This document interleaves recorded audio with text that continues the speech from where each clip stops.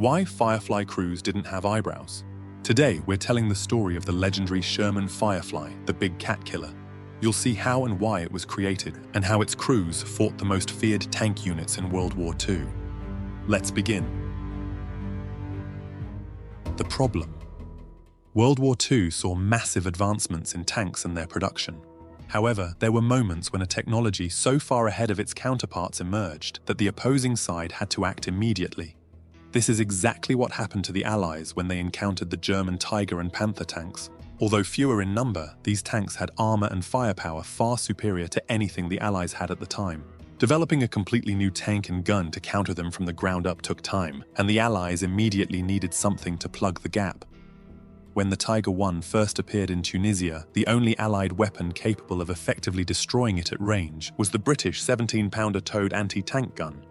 However, the towed gun lacked maneuverability and offered little protection for its crew. To speed up the development of a new tank, the British tried to find a way to mount this gun on an existing vehicle. Initially, they began developing the A-30 Challenger, essentially an upscaled version of the Cromwell chassis with a taller turret to house the 17-pounder. However, this project faced constant problems and delays, and the need for a tank capable of countering German heavy armor before D-Day became urgent. While tanks like the Comet and Centurion were still on the drawing board, two British officers suggested mounting the 17-pounder into a modified Sherman turret, as it seemed the easiest way to buy time for the new tank to arrive. This idea was initially rejected because the gun was much larger than the standard 75mm and was thought to be impossible to fit into the Sherman turret. Normally, upgrading a tank's gun required a redesigned turret to accommodate the larger weapon, but the Allies simply didn't have time for that. The two officers persisted with their idea, arguing that it was possible with some modifications, and eventually convinced the British government. The Sherman tank was already available in large numbers, was reliable and familiar to the crews, but its 75mm gun was outdated already by the middle of the war.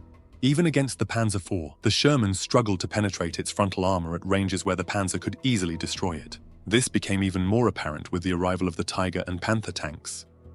The solution. Trying to work around the problem of fitting a big gun into a small turret, the British made radical modifications. They modified the recoil system so the gun didn't slide back 1 meter like the standard 17-pounder, adjusted the breech to open sideways instead of vertically, and added a loader's hatch. In early Sherman versions, the loader had to climb through the commander's hatch, then go under or behind the gun's breech, but the 17-pounder's larger breech made this impossible. A hole was cut in the back of the turret, and the radio was placed outside in an armored box to create more space.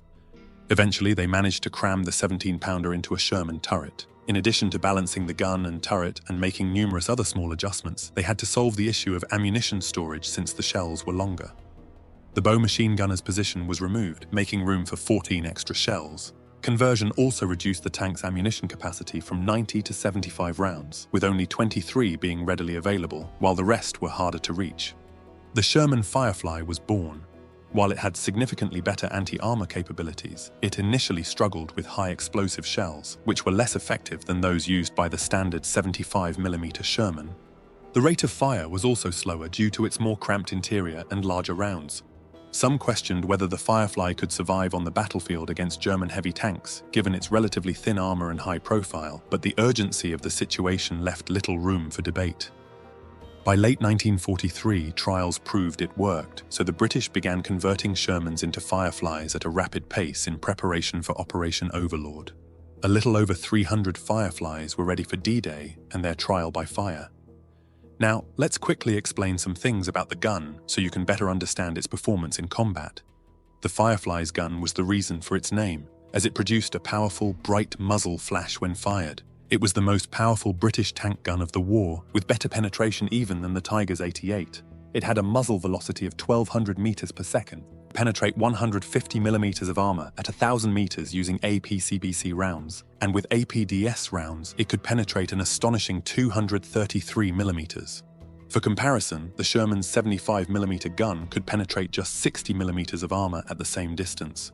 While the armor-piercing discarding sabot APDS round could penetrate almost any German tank at virtually any range, it was a rare and scarce type of ammunition.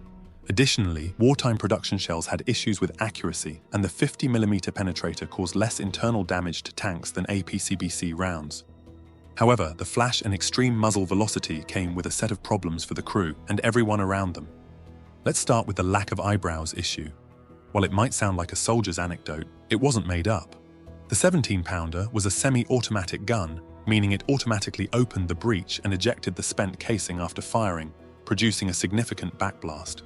Hot gases, sparks, and powder residue blew back into the faces of the crew in the turret, particularly the gunner and loader, making firing the gun extremely uncomfortable.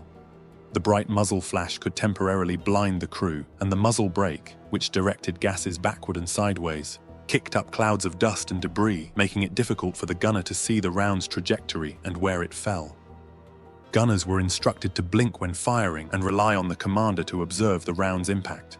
The commander would count down from 3 before each shot, so the crew could brace themselves. They would close their eyes, open their mouths, and press their ears. Otherwise, they risked being temporarily blinded, deafened, and disoriented, which is not an ideal condition for combat. This gives you an idea of how powerful the gun actually was. An even bigger problem was that the Firefly's position was immediately revealed after firing. The dust cloud and flash from the muzzle blast attracted artillery and enemy tank fire, forcing the Firefly to quickly change positions after firing a few rounds. The muzzle flash could also ignite nearby vegetation or tanks' camouflage nets. They also had to be cautious of their own supporting infantry when firing, as the blast could injure soldiers nearby. Combat. The Firefly landed alongside other Shermans during the Normandy invasion, which were about to face around 2,000 German tanks and tank destroyers going their way. Among them were Tigers and Panthers from battle-hardened elite German tank battalions. The Allies began adding Fireflies to standard tank units to improve their tank-killing capability, trying for each platoon of 4 tanks to have 1 Firefly. During the first engagements with German armor, the Firefly immediately proved it could penetrate the frontal armor of all German tanks it encountered, quickly becoming the most valuable British tank. It destroyed Panthers and Tigers with ease at standard combat ranges and soon earned a fierce reputation among both the Allies and the enemy. Of course, the Germans noticed these long-barreled Shermans were far more dangerous, and tanks and anti-tank teams quickly realized they should target them first. The Allies also realized Fireflies were now bigger targets because of their distinctive appearance. Some crews even removed the muzzle brakes or added fake ones halfway along the barrel, but more often they painted the forward half of the barrel black or white on the underside to give the illusion of a shorter barrel from a distance. Fireflies, like Shermans, had the same problem with armor that was insufficient against any major threats. Statistically, however, Fireflies were less likely to be knocked out in combat due to the tactics they were employed in. They often provided overwatch for advancing regular Shermans, ready to fire at enemy tanks potentially lying in ambush. Additionally, commanders tended to keep Fireflies out of high-risk actions whenever possible, as they were more valuable. While on the move, they were often placed at the rear of the column, as in an ambush, the enemy would usually shoot the lead vehicles first to block the column. However, in practice, no one was truly safe on a chaotic battlefield. Perhaps the most intense action involving Fireflies occurred during Operation Totalize. British and Canadian Fireflies faced a German counterattack spearheaded by Tiger tanks supported by Panzer IVs and Stug assault guns. On August 8, 1944, Fireflies were strategically positioned on higher ground near a village 11 miles from Caen. They spotted German armor advancing down the road with 7 Tigers from the 101st SS Heavy Panzer Battalion leading the charge to dislodge the Allies from their elevated positions. The Fireflies lay in wait, holding their fire until the Germans came well within range. When the moment was right, the British and Canadians sprung the ambush, initiating a devastating 12-minute firefight. Few Fireflies were knocked out, but they inflicted massive losses on the German armor, destroying 5 out of the 7 Tigers.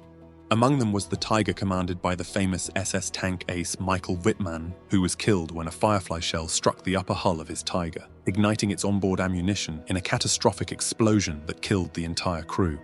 Later in the war, the 76mm Shermans helped level the playing field in terms of armor penetration, and their larger, redesigned turret made firing much more comfortable compared to the Firefly. Nevertheless, the Firefly served through the rest of the war and well into the post-war years, remaining in service with some armies until the 1980s, and remained a unique and interesting part of military history.